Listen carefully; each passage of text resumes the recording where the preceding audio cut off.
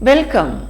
Greetings from kindergarten at Bethesda in the mighty name of our Lord and Savior Jesus Christ.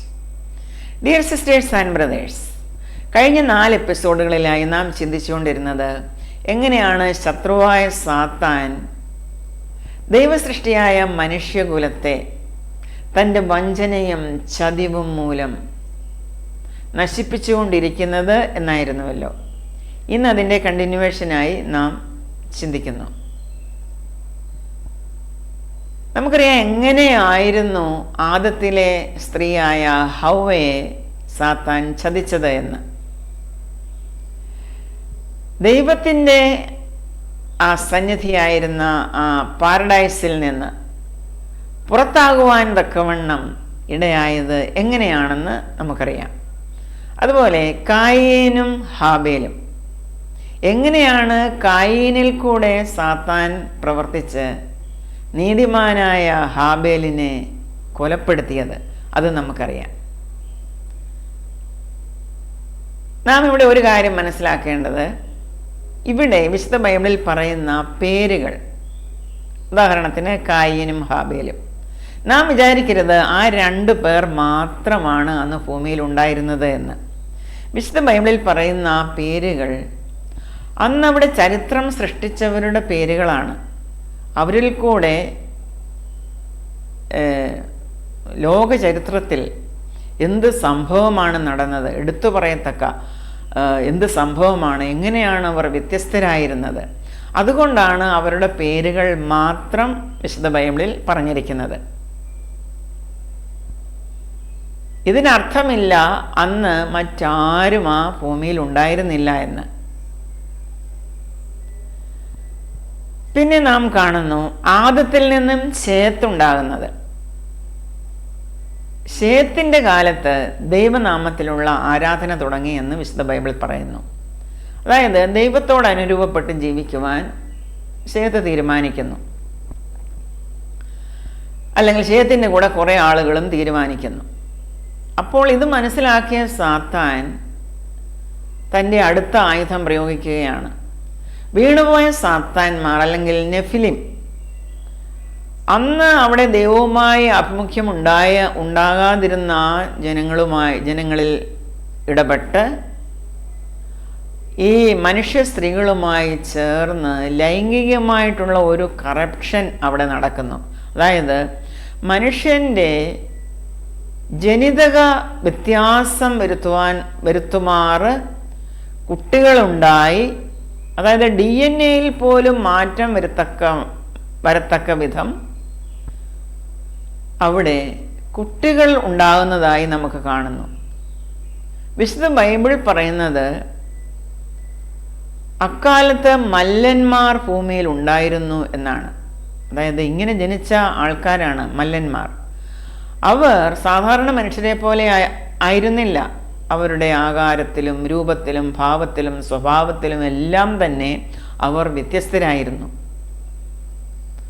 അവർ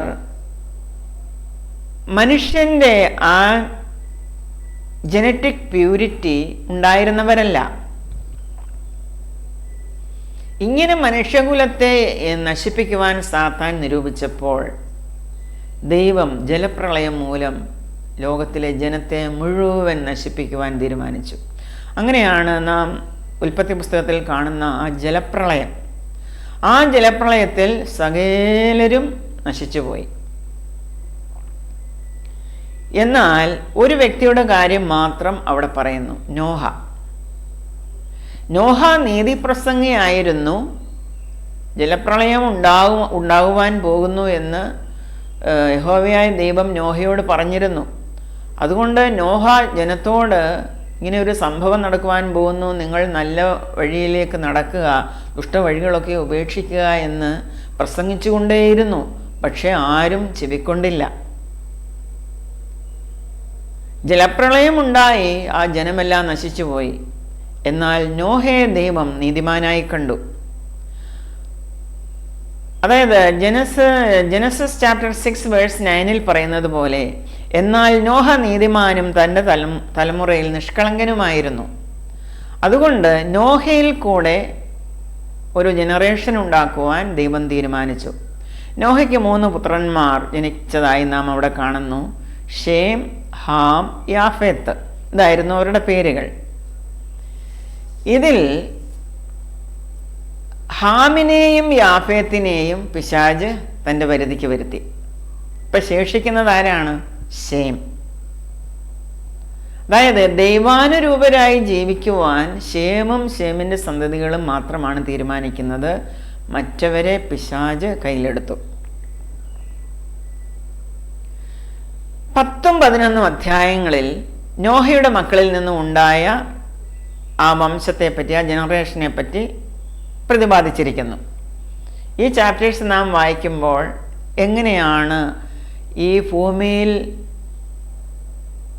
ഇപ്പോൾ ഉള്ള രാജ്യങ്ങളൊക്കെയും എങ്ങനെയാണ് ഉണ്ടായത്, അവയുടെ പേരുകളൊക്കെയും എന്താണ് എന്ന് വിശുദ്ധ ബൈബിളിൽ കാണുന്നത് പോലെ തന്നെയാണ്. കാരണം അങ്ങനെയാണ് ഈ ജനസമൂഹം അല്ലെങ്കിൽ ഈ രാജ്യങ്ങളൊക്കെയും ഉണ്ടായി വന്നത്. In the Bible nations are families grown big. ഈ കുടുംബങ്ങളെല്ലാം വളർന്നാണ് ഈ നേഷൻസ് ഒക്കെയും ഉണ്ടായിരിക്കുന്നത്. ഓരോ രാജ്യങ്ങൾ, അവരുടെ പേരുകളൊക്കെയും വിശുദ്ധ ബൈബിളിൽ പറയുന്നത് പോലെ തന്നെയാണ് അന്നുണ്ടായിരുന്നത്. ചില മാറ്റങ്ങൾ ഇപ്പോൾ വന്നു എന്ന് മാത്രമേ ഉള്ളൂ. പക്ഷേ ആളുകൾ അത് തന്നെയാണ്. പിന്നെ നാം കാണുന്നു ഷേമിൻ്റെ വർഗത്തിൽ നിന്ന്, ഷേമിൽ നിന്ന് ഉത്ഭവിച്ച ആൾക്കാരെ പറ്റി നാം വായിക്കുന്നു. അതായത് അബ്രഹാം, അതുപോലെ ലോത്തിൽ കൂടെ സാത്താൻ പ്രവേശിച്ച് ലോകത്തിൽ എന്ത് നടന്നു എന്ന് നമുക്കറിയാം. അപ്പോഴേക്കും സാത്താന് ചിലതൊക്കെ പിടികിട്ടി. താൻ വരുതിക്ക് വരുത്തുന്ന അല്ലെങ്കിൽ തൻ്റെ പക്ഷത്തേക്ക് ആനയിക്കുന്ന ജനങ്ങളിൽ തൻ്റെ കാര്യങ്ങളൊന്നും അങ്ങനെ പറയത്തക്ക പോലെ സാധിക്കുന്നില്ലല്ലോ എന്ന് മനസ്സിലാക്കുന്നു. അപ്പോൾ പിശാച് വിചാരിക്കുകയാണ്, ഇനി ഒരു ദിവ്യജനനം ഉണ്ടാകരുത്. അങ്ങനെ ഉണ്ടാകാതിരിക്കുവാൻ അന്നത്തെ സ്ത്രീകൾക്ക് വന്ധ്യത കൊടുക്കുന്നു. അതായത് അവർക്ക് കുട്ടികൾ ഉണ്ടാകുന്നില്ല. നമുക്കറിയാം, അബ്രഹാമിൻ്റെ ഭാര്യയായ സാറായിക്ക് മക്കളുണ്ടായിരുന്നില്ല. തീരെ ഏറ്റവും വൃദ്ധയായിരുന്ന ആ സന്ദർഭത്തിലാണ് ദൈവം ഇസ്ഹാക്കിനെ അബ്രഹാമിന് സന്തതിയായി കൊടുക്കുന്നത്, അതായത് സാറയിൽ കൂടെ ജനിപ്പിക്കുന്നത്. പിന്നെ നാം അവിടെ കാണുന്നു, സാറയുടെ മരണശേഷം ഈ അബ്രഹാം കെത്തൂറായെ വിവാഹം കഴിക്കുന്നു. അതുപോലെ തന്നെ സാറ ജീവിച്ചിരിക്കുമ്പോൾ തന്നെ മക്കൾ ഉണ്ടാകുന്നില്ല എന്ന് കണ്ട് ഈ സാത്താൻ അബ്രഹാമിനെ ഹാഗർ എന്ന സ്ത്രീയുമായിട്ട് ബന്ധപ്പെടുത്തുന്നു. അതായത് ഹാഗർ ഹാമിൻ്റെ വംശത്തിലെ വ്യക്തിയായിരുന്നു. അങ്ങനെ ഹാഗറിൽ നിന്നും ഇസ്മായേൽ ജനിക്കുന്നു. അത് കഴിഞ്ഞാണ് സാറയിൽ കൂടെ ഇസ്ഹാക്ക് ജനിക്കുന്നത്, വാഗ്ദത്ത സന്തതിയായ ഇസ്ഹാക്ക് ജനിക്കുന്നത്. അബ്രഹാമിൻ്റെ മരണശേഷം കെത്തൂറായെ വിവാഹം കഴിക്കുന്നു. ഈ കെത്തൂറ യാഫേത്തിൻ്റെ വംശപരമ്പരയിൽപ്പെട്ട ആളായിരുന്നു. അതായത് എങ്ങനെയൊക്കെ ഒരു കുടുംബം നശിപ്പിക്കാമോ, ആരിൽ കൂടെയൊക്കെ താൻ പ്രവേശിക്കാമോ, അങ്ങനെ പ്രവേശിച്ച് കുടുംബത്തിൽ പ്രശ്നമുണ്ടാക്കുന്നു, അല്ലെങ്കിൽ മനുഷ്യജാതിയെ, അവൻ്റെ സത്വത്തെ നശിപ്പിക്കുവാൻ. എന്താണ് മനുഷ്യൻ്റെ സത്വം? ദൈവാഭിമുഖ്യം, ദൈവവുമായിട്ടുള്ള കൂട്ടായ്മ, ദൈവവുമായി ചേർന്നിരിക്കുന്ന ആ അവസ്ഥ, ആ നല്ല ആ അവസ്ഥയെ മാറ്റിക്കളയുവാൻ എപ്രകാരമാണ് ഈ സാത്താൻ ശ്രമിക്കുന്നത്? എങ്ങനെയാണ് തനിക്ക് ആരാധന കിട്ടുവാൻ വേണ്ടി തന്നോട് ജനത്തെ അടുപ്പിക്കുവാൻ സാത്താൻ ശ്രമിക്കുന്നത്? അതാണ് നാം ഇവിടെ എല്ലാം കാണുന്നത്. പിന്നീട് ഇസ്ഹാക്കിൽ നിന്നും നമുക്കറിയാം 2 പുത്രന്മാർ ജനിക്കുന്നതായിട്ട്, യാക്കോബും ഏശാവും. ഇതിൽ ഏശാവിന് എന്തോ പറ്റി എന്നും നമുക്കറിയാം. യാക്കോബിൻ്റെ പുത്രന്മാര് 12 പേര്, അവരാണ് ഗോത്രപിതാക്കന്മാർ. ഈ യാക്കോബിൻ്റെ പേരാണ് ദൈവം ഇസ്രായേൽ എന്ന് മാറ്റിയത്. അതുകൊണ്ട് ഈ യാക്കോബിൻ്റെ 12 പുത്രന്മാരും അവരുടെ സന്തതി പരമ്പരകളെയും ഇസ്രായേൽ എന്ന് അറിയപ്പെടുന്നു. അങ്ങനെയാണ് ഇസ്രായേൽ എന്ന രാജ്യം ഉണ്ടാകുന്നത്. ഇവിടെയെല്ലാം നാം കണ്ടത് ഒരേ മാതാപിതാക്കളിൽ നിന്നും സഹോദരന്മാരായി ജന്മം കൊണ്ടെന്ന് വന്നാലും പിശാച് തൻ്റെ വഴിയിലേക്ക് അവരെ പ്രലോഭിപ്പിക്കുമ്പോൾ പിശാചിന് ആരാണോ ഇടം കൊടുക്കുന്നത് അവരിൽ കൂടെ, അല്ലെങ്കിൽ അവർ ദൈവത്തിനെതിരായി പ്രവർത്തിക്കുവാൻ തുടങ്ങുന്നു, അല്ലെങ്കിൽ അങ്ങനെ അവർ മാറുന്നു. അവർ ദൈവത്തെ സ്നേഹിക്കുന്നവരുടെ ശത്രുക്കളായി മാറുന്നു. നാം മുമ്പേ പറഞ്ഞു, വിശുദ്ധ ബൈബിളിൽ കാണുന്ന രാജ്യങ്ങളുടെ പേരുകളൊക്കെയും ഇങ്ങനെ കുടുംബങ്ങൾ വലുതായി വന്ന് അങ്ങനെ പേര് കിട്ടിയതാണ് എന്ന്. ഇന്നത്തെ ഇസ്രായേലിനെ ലോകരാഷ്ട്രങ്ങൾ യാതൊരു കാരണവുമില്ലാതെ ആക്രമിക്കുന്നതിൻ്റെ രഹസ്യം എന്താണ് സഹോദരങ്ങളെ? ചിന്തിച്ചിട്ടുണ്ടോ? ഇതിപ്പോൾ തുടങ്ങിയതല്ല. നാം ഇത്രയും നേരം സംസാരിച്ചുകൊണ്ടിരുന്നപ്പോഴേ മനസ്സിലായി എപ്പോഴാണ് സാത്താൻ പ്രവർത്തിക്കുവാൻ തുടങ്ങിയത്. സാത്താൻ ദൈവസന്നിധിയിൽ നിന്ന് എന്ന് പുറത്താക്കപ്പെട്ടോ അന്ന് മുതൽ ദൈവത്തിൻ്റെ സൃഷ്ടിയെ പ്രലോഭിപ്പിക്കുവാൻ, അവനെ ദൈവത്തിൽ നിന്ന് അകറ്റുവാൻ ഉള്ള ശ്രമം നടന്നുകൊണ്ടിരിക്കുകയായിരുന്നു. അതുകൊണ്ട് തന്നെയാണ് ഈ ദൈവജനമായ ഇസ്രായേലിനെ, അല്ലെങ്കിൽ ഇസ്രായേൽ രാഷ്ട്രത്തെ യാതൊരു കാരണവും, നാം നോക്കുമ്പോൾ യാതൊരു കാരണവും കാണില്ല, യാതൊരു കാരണവും കൂടാതെ സാത്താൻ ഒറ്റപ്പെടുത്തുന്നത്. പക്ഷേ ദൈവജനത്തിനറിയാം കാരണം എന്താണെന്ന്. അതായത് ദൈവവിശ്വാസികൾക്കറിയാം കാരണം എന്താണെന്ന്. നമ്മുടെ സൃഷ്ടാവായ ദൈവത്തെ നമുക്ക് കാണുവാനും ആ ദൈവത്തോട് കൂട്ടായ്മയിലിരിക്കുവാനും ആ ദൈവത്തോട് സംസാരിക്കുവാനും ആ ദൈവത്തിൽ നിന്ന് കേൾക്കുവാനും ആഗ്രഹിക്കുന്നത് സൃഷ്ടിയുടെ കുറ്റമാണോ സഹോദരങ്ങളെ? നാം ആഗ്രഹിക്കുന്നത് അതാണ്.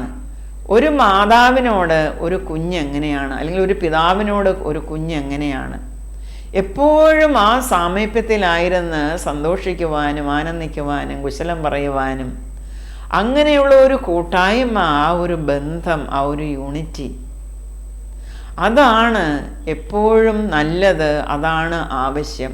അങ്ങനെ ഒരു നന്മയാണ് സാത്താൻ മുടക്കിക്കൊണ്ടിരിക്കുന്നത്. നമുക്ക് 83-ാം സങ്കീർത്തനം ഇന്ന് പഠിക്കാം. അവിടെ എന്താണ് ഈ കാണുന്നത്, എന്താണ് അവിടെ എഴുതി വച്ചിരിക്കുന്നത് എന്ന് നമുക്കൊന്ന് നോക്കാം. 83-ാം സങ്കീർത്തനം. ഈ സങ്കീർത്തനം രചിക്കപ്പെട്ടത്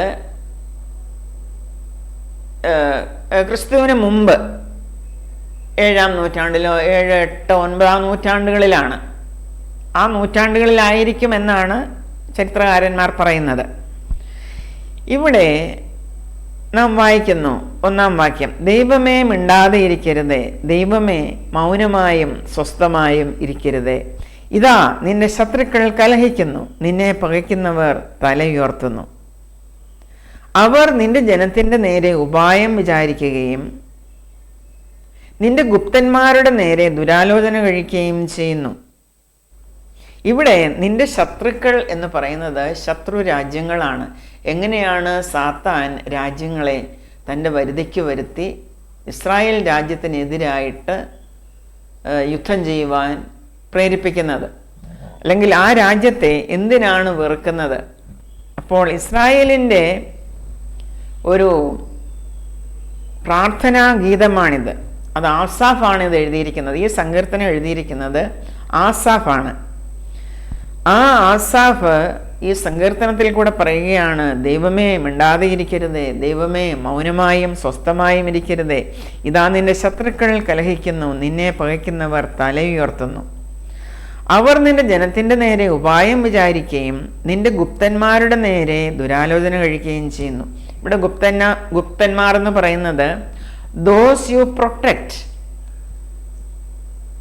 ദൈവമേ നീ സംരക്ഷിക്കുന്നവരുടെ നേരെ അവർ ദുരാലോചന കഴിക്കുന്നു. അവർ പറയുകയാണ്, വരുവീൻ, ഇസ്രായേൽ ഒരു ജാതിയായിരിക്കാതെ വണ്ണം നാം അവരെ മുടിച്ചു കളയുക. അവരുടെ പേര് ഇനി ആരും ഓർക്കരുത് എന്നവർ പറയുന്നു. അത് തന്നെയല്ലേ സഹോദരങ്ങളെ ഇപ്പം നാം കേൾക്കുന്നത്? വിശുദ്ധ ബൈബിളിൽ ഈ 83-ാം സങ്കീർത്തനം യേശുക്രിസ്തുവിന് മുമ്പ് 9-ാം നൂറ്റാണ്ട് അല്ലെങ്കിൽ 7 to 9 സെഞ്ചുറീസ് BCE അപ്പോൾ രചിക്കപ്പെട്ടതാണ് എന്നാണ് ചരിത്രകാരന്മാർ പറയുന്നത്. അത്രയ്ക്ക് മുമ്പ് രചിച്ച ഈ സങ്കീർത്തനത്തിൽ ഇങ്ങനെ എഴുതിയിരുന്നെങ്കിൽ അത് നിറവേറുന്ന കാര്യമാണല്ലോ നാം കണ്ടുകൊണ്ടിരിക്കുന്നത്. എല്ലാ ജാതികളും ഇത് മനസ്സിലാക്കുന്നു. ഈ ലോകത്തിലുള്ള സർവ്വരാജ്യങ്ങളും സർവ്വജനവും ഇത് മനസ്സിലാക്കുകയാണ്.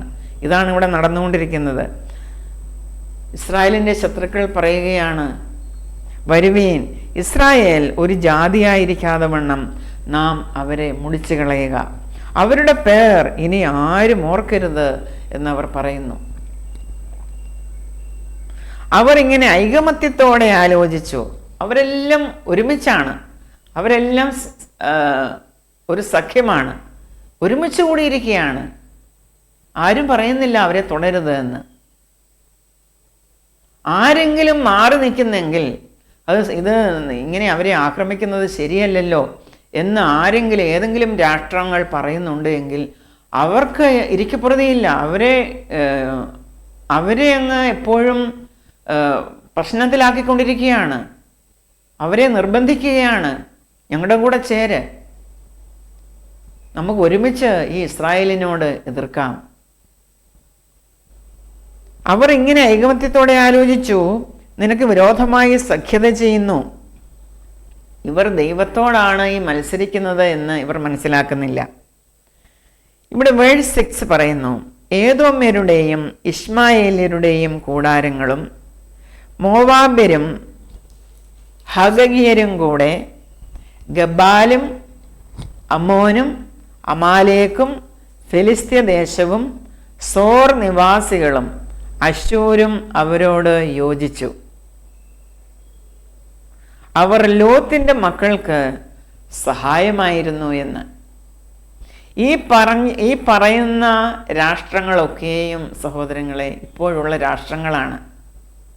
ഏതോ ഇത് ഇവിടുന്ന് വന്നതാണ്. പിശാച് തൻ്റെ വരുതിക്ക് വരുത്തിയ ഏശാവിൽ നിന്നും ഉള്ള സന്തതി പരമ്പരകളാണ് ഏദോം. അതുപോലെ ഏദോമും ഇശ്മായേലും അതിവിടെ പ്രത്യേകം പറയുന്നുണ്ട്. ഇശ്മായേലിയർ, ഇശ്മായേൽ ആരാണ്? ദൈവം അബ്രഹാമിന് ഒരു സന്തതിയെ കൊടുക്കുമെന്ന് വാഗ്ദത്തം ചെയ്തപ്പോൾ പിശാച് അബ്രഹാമിൻ്റെ ഭാര്യയായ സാറയ്ക്ക് വന്ധ്യത വരുത്തി. കുട്ടികൾ ഉണ്ടാകുന്നില്ലല്ലോ എന്ന് കണ്ടപ്പോൾ ഈ സാത്താൻ ഹാഗറിനെ പരിചയപ്പെടുത്തുകയാണ് സാറയിൽ കൂടെ. നീ ഹാഗറിൻ്റെ അടുത്ത് ചെല്ലുക, നിനക്കൊരു കുട്ടി ഉണ്ടാകും. എന്നാൽ ഈ ഹാഗർ ഹാമിൻ്റെ വംശപരമ്പരയിൽപ്പെട്ട ആളായിരുന്നു. ഈ ഹാഗറിൽ നിന്ന് ജനിച്ച ആളാണ് ഇഷ്മായേൽ. അത് നാം നേരത്തെ കണ്ടതാണ്. അവരുടെ സന്തതി പരമ്പരകളാണ് ഇഷ്മയേലൈറ്റ്സ്.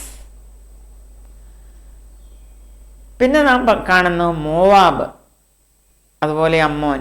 ഈ മോവാബും അമ്മോനും ലോത്തിൻ്റെ സന്തതികളാണ്. അതെങ്ങനെയാണ് ആ സന്തതികൾ ഉണ്ടായത് എന്ന് വിശുദ്ധ ബൈബിൾ പറയുന്നുണ്ട്. അവരാണ് മോവാബൈറ്റ്സും അമ്മോനൈറ്റ്സും.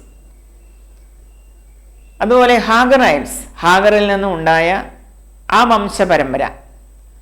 പിന്നെ പറയുന്നു ആമലക്കൈറ്റ്സ്, അമാലേക്യർ. ഈ അമാലേക്ക് ആരാണ്? ഏശാവിൻ്റെ ഗ്രാൻഡ് സൺ ആണ്. പിന്നെ നാം കാണുന്നു ഫിലിസ്റ്റൈൻ അല്ലെങ്കിൽ പാലസ്റ്റീനിയൻസ്. ഇപ്പോഴത്തെ അത് ഹാമിൻ്റെ ഡിസെൻഡൻസ് ആണ്.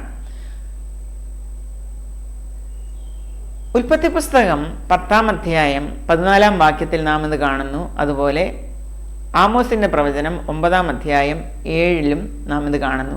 എങ്ങനെയാണ് ഈ ഫിലിസ്റ്റൈൻസിൻ്റെ ഉത്ഭവം? പ്രിയ ദൈവമക്കളെ, നമുക്ക് ഈ രാഷ്ട്ര സമൂഹങ്ങളുടെ ഉത്ഭവം കാണണമെങ്കിൽ ലോകത്തിൽ മറ്റൊരു ഗ്രന്ഥവുമില്ല ആധികാരികമായ ഉത്തരം നൽകുവാൻ, വിശുദ്ധ ബൈബിൾ ഒഴികെ. ഇതിനെല്ലാം നാം ആശ്രയിക്കുവാൻ പറ്റുന്ന ഒരേ ഒരു ഗ്രന്ഥമാണ് ദൈവവചനമായ വിശുദ്ധ ബൈബിൾ. അതിൻ്റെ ഉൽപ്പത്തി പുസ്തകത്തിൽ, അതായത് ബുക്ക് ഓഫ് ജെനസിസ്, ഇതെല്ലാം രേഖപ്പെടുത്തിയിരിക്കുന്നു സഹോദരങ്ങളെ, എങ്ങനെയാണ് ഈ രാഷ്ട്രങ്ങളെല്ലാം ഉണ്ടായത് എന്ന്. നമുക്കറിയാം, ക്രേത്ത എന്ന ദ്വീപ്, അത് ഇന്ന് അത് ഗ്രീസിൻ്റെ അധീനതയിലുള്ളതാണ്, ഗ്രീസിൻ്റെ ഡൊമിനിയനുള്ളതാണ് ഈ ക്രേത്ത ഐലൻഡ്. പണ്ടങ്ങനെ ആയിരുന്നില്ല. അത് മെഡിറ്ററേനിയൻ കടലിൻ്റെ ആ ഭാഗത്തെ സമുദ്രം, അതായത് ഏജിയൻ സീയിൽ പെട്ട ഒരു ദ്വീപാണ് ക്രേത്ത ദ്വീപ്. ഇതിനെ കഫ്തോർ എന്നും പറയും. അതായത് ഇവിടെ നിന്ന്, ഈ കഫ്തോറിൽ നിന്ന് വന്നവരാണ് ഈ ഫിലിസ്റ്റൈൻസ്. അവർ ദ്വീപ് വാസികളായിരുന്നത് കൊണ്ട് അവരെ സീ പീപ്പിൾ എന്നാണ് വിളിച്ചുകൊണ്ടിരുന്നത്. അവരുടെ പ്രധാന ജോലി മീനെ പിടിക്കുക, വ്യാപാരം ചെയ്യുക, അങ്ങനെ ജീവിക്കുന്ന ആളുകളായിരുന്നു, സമുദ്രവാസികളായിരുന്നു. ഇവരാണ് സാത്താനാൽ പ്രേരിപ്പിക്കപ്പെട്ട് ഈ ദൈവജനം വസിക്കുന്ന ഇസ്രായേലിൻ്റെ ആ ഭാഗത്തേക്ക് വന്ന് ആ മെഡിറ്ററേനിയൻ കടലിൻ്റെ തീരം അങ്ങോട്ട് തിരഞ്ഞെടുത്ത് അവിടെ അങ്ങ് താമസം ഉറപ്പിച്ചു. പ്രധാനമായും 5 പട്ടണങ്ങളാണ് അവർ കോളനൈസ് ചെയ്തത്, അധിനിവേശം നടത്തിയത്. ഗാസ, അഷ്ഡോദ്, അസ്കലോൺ, എക്രോൻ, ഗത്ത്. ഈ 5 പട്ടണങ്ങളാണ് അവർ കൈക്കലാക്കിയത്. ഇതെന്നാണ്? ക്രിസ്തുവിനും മുമ്പ് 1200-1200-ാം ആണ്ടിൽ, അതായത് 12th century BC. എപ്പോഴാണ് ഇസ്രായേൽ അവിടെ വന്ന് സ്ഥിരതാമസമാക്കിയത്? അപ്പോഴേക്കും സാത്താൻ ഇവരെ ക്രേത്ത ദ്വീപിൽ നിന്നും ഈ ഫിലിസ്റ്റൈൻസിനെ അവിടേക്ക് കൊണ്ടുവന്നു. സാത്താന് ചെയ്യുവാൻ കഴിയാത്തത് എന്താണ്? എവിടെയെല്ലാം ആളുകളെ പ്രലോഭിപ്പിക്കാമോ അവരെ പ്രലോഭനം നടത്തി അവരെ കൊണ്ടുവരാമോ, ജനം അതിന് വശംവദരാകുന്നു, അതിന് വഴിപ്പെടുന്നു. സാത്താൻ നയിക്കുന്നിടത്തേക്ക് അവർ കൂട്ടമായി പോകുന്നു. സാത്താൻ എന്താണ് അവരുടെ കണ്ണിന് മുമ്പിൽ വെച്ചിരിക്കുന്നത്? എന്താണ് അവരെ ആകർഷിച്ച സംഗതി? നിങ്ങളിപ്പോൾ സമുദ്രവാസികളാണല്ലോ, സീ പീപ്പിൾ ആണല്ലോ. അവിടെയും ചെല്ലുമ്പോൾ നിങ്ങൾക്ക് മീനേയും പിടിച്ച് സമുദ്രതീരത്താണ് ഇത്, നിങ്ങൾക്ക് അവിടെ താമസിക്കാം, നിങ്ങൾക്ക് ഇങ്ങനെ വ്യാപാരം ചെയ്യാം, ഇങ്ങനെ ജീവിക്കാം എന്നുള്ള കാര്യങ്ങളൊക്കെ അവരുടെ മനസ്സിൽ കൊടുത്തു കാണണം. അങ്ങനെ അവർ വന്ന് ആ മെഡിറ്ററേനിയൻ സീയുടെ ആ കരയിൽ അങ്ങനെ ജീവിക്കുകയാണ്. എവിടെ? ദൈവജനത്തിൻ്റെ സമീപത്ത്. അവർ അന്നു മുതൽ വന്ന് കയറിയ നിമിഷം മുതൽ ഈ ദൈവജനത്തെ ചൊറിഞ്ഞുകൊണ്ടിരിക്കുകയാണ്, ആക്രമിച്ചുകൊണ്ടിരിക്കുകയാണ്, ഒരു വിധത്തിൽ അല്ലെങ്കിൽ മറ്റൊരു വിധത്തിൽ. ഇപ്പോൾ നിങ്ങൾ മനസ്സിലാക്കൂ എന്നാണ് ഈ പ്രവൃത്തി തുടങ്ങിയത് എന്ന്. പ്രിയ സഹോദരങ്ങളെ, ദൈവജനത്തെ ഇല്ലായ്മ ചെയ്യുവാൻ വേണ്ടി സാത്താൻ നടത്തുന്ന ഈ ക്രിയ ഇപ്പോഴെങ്കിലും നിങ്ങൾ മനസ്സിലാക്കണമേ. നിങ്ങളിത് മനസ്സിലാക്കുന്നില്ല എങ്കിൽ നിങ്ങളുടെ ബുദ്ധിയെ സാത്താൻ കെടുത്തിക്കളഞ്ഞിരിക്കുന്നു എന്നാണ് ചിന്തിക്കേണ്ടത്. അങ്ങനെയാണ് മനസ്സിലാക്കേണ്ടത്.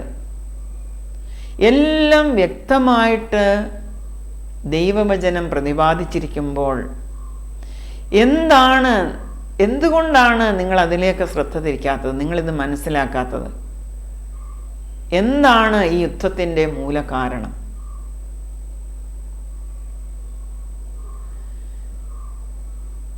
ഇവിടെ പിന്നെ നാം കാണുന്നു ഗബാൽ.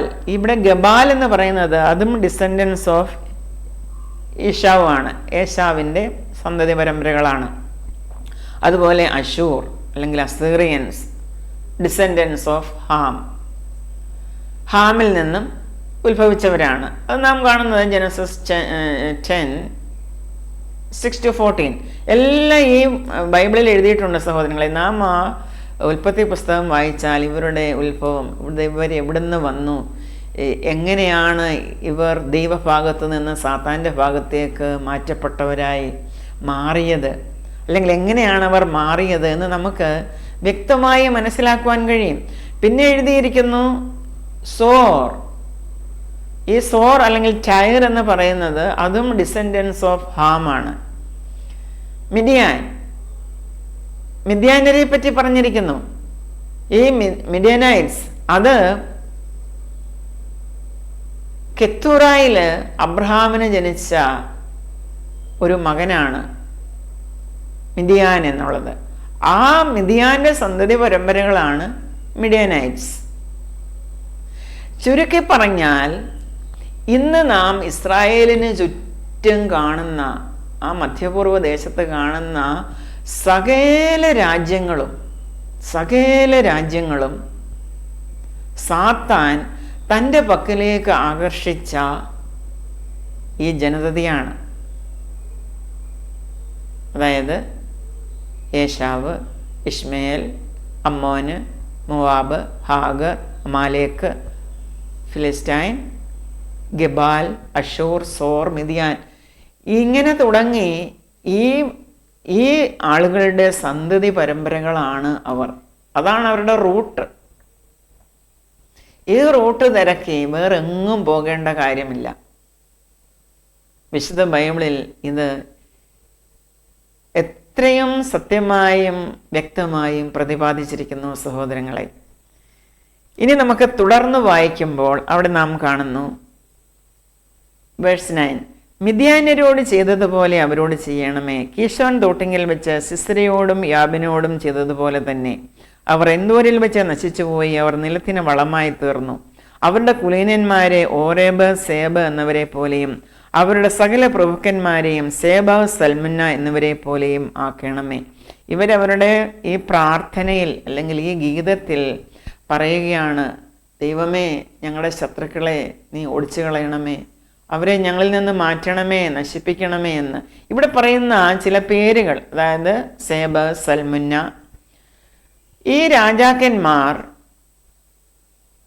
ഇവർ മിദ്യാന്യ രാജാക്കന്മാരായിരുന്നു. അവരെ എങ്ങനെയാണ് ഗിദെയോൻ, ന്യായാധിപന്മാരുടെ പുസ്തകം വായിക്കുമ്പോൾ നമുക്ക് മനസ്സിലാകും ഗിദെയോൻ എങ്ങനെയാണ് ഇവരെ നശിപ്പിച്ചത് എന്ന്.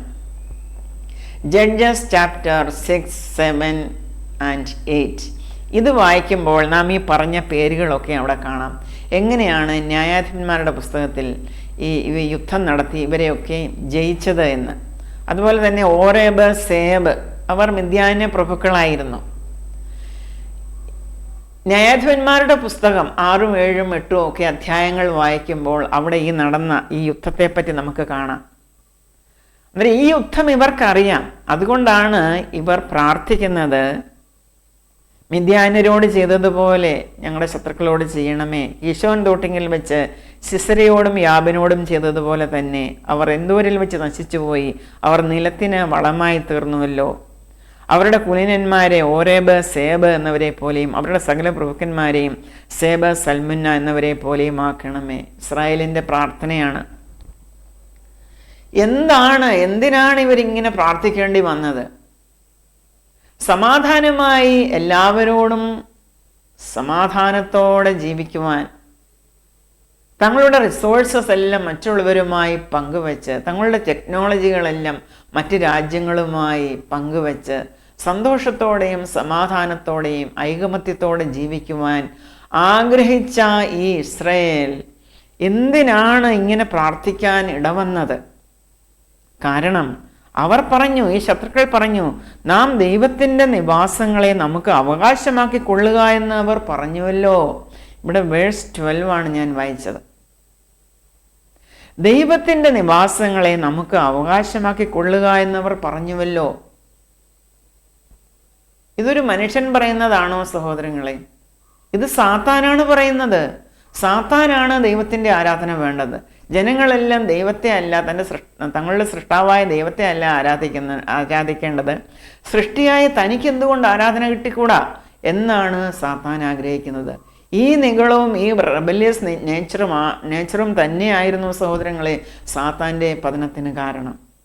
അവൻ ദൈവസന്നിധിയിൽ നിന്നിരുന്ന കെരൂബായിരുന്നു. ദൈവസിംഹാസനത്തെ മറച്ചിരുന്ന കെരൂബായിരുന്നു. ഈ സാത്താൻ ദൈവസന്നിധിയിൽ നിന്നും പുറത്താക്കപ്പെട്ടപ്പോൾ അവൻ മനുഷ്യജാതിയെ ഇളക്കുകയാണ്. ദൈവത്തിന് മാത്രം പോരാ ആരാധന, എനിക്കും വേണം എന്നുള്ളതിൽ. അതുകൊണ്ടാണ് ഈ ജനത്തെ കൊണ്ട് പറയിപ്പിക്കുന്നത്. അവർ പറഞ്ഞു, നാം ദൈവത്തിൻ്റെ നിവാസങ്ങളെ നമുക്ക് അവകാശമാക്കിക്കൊള്ളുക എന്ന്. അതുകൊണ്ട് ഇവർ പ്രാർത്ഥിക്കുകയാണ്, എൻ്റെ ദൈവമേ, അവരെ ചുഴലിക്കാറ്റത്തെ പൊടി പോലെയും കാറ്റത്ത് പാറുന്ന പതിർ പോലെയും ആക്കണമേ. വനത്തെ ദഹിപ്പിക്കുന്ന തീ പോലെയും പർവ്വതങ്ങളെ ചുട്ടുകളയുന്ന അഗ്നിജ്വാല പോലെയും നിന്റെ കൊടുങ്കാറ്റ് കൊണ്ട് അവരെ പിന്തുടരണമേ. ഇത് ദൈവത്തിൻ്റെ സ്ട്രാറ്റജിയാണ്. ഇത് അവർക്കറിയാം. എന്താണ് ദൈവത്തിൻ്റെ യുദ്ധത്തിൻ്റെ സ്ട്രാറ്റജി? ദൈവം വാളുകൊണ്ടും കുന്തം കൊണ്ടും അല്ല രക്ഷിക്കുന്നത്. ഇസ്രായേലിലൊരു ദൈവമുണ്ട് എന്ന് ജനം അറിയണം. എങ്ങനെയാണ് ദൈവം രക്ഷിക്കുന്നത്? ദൈവത്തിൻ്റെ സ്ട്രാറ്റജി ഇതൊക്കെയാണ് സഹോദരങ്ങളെ. നിന്റെ കൊടുങ്കാറ്റ് കൊണ്ട് അവരെ പിന്തുടരണമേ, നിന്റെ ചുഴലിക്കാറ്റ് കൊണ്ട് അവരെ ഭ്രമിപ്പിക്കണമേ.